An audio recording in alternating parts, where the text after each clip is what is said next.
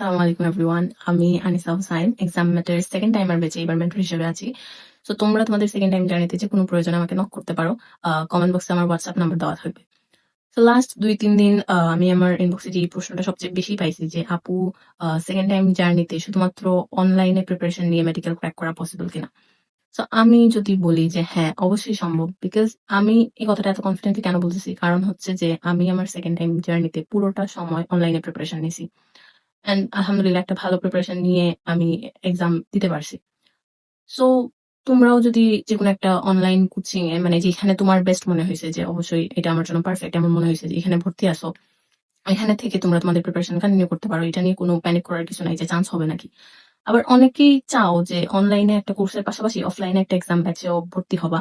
But as দেখা যায় যে সেকেন্ড টাইম জার্নিতে ফ্যামিলি হচ্ছে অনেকেরই ফ্যামিলি, সবাই না, অনেকেই দেখা যায় যে ফাইন্যান্সিয়াল সাপোর্টটা একটু কম করে।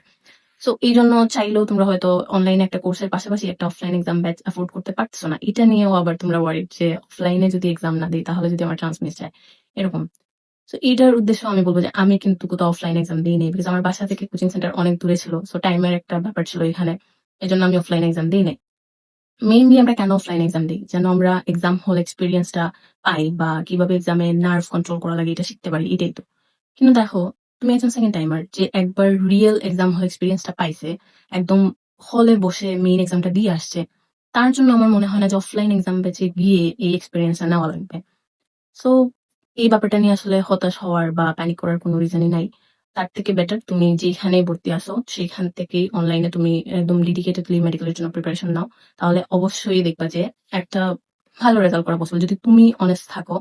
কারণ তোমার চান্স পাওয়া না পাওয়া এটা আসলে মানে কোনো কোচিং সেন্টার বা কোচিং এর আপু ভাইয়া এদের উপরে ডিপেন্ড করবে না।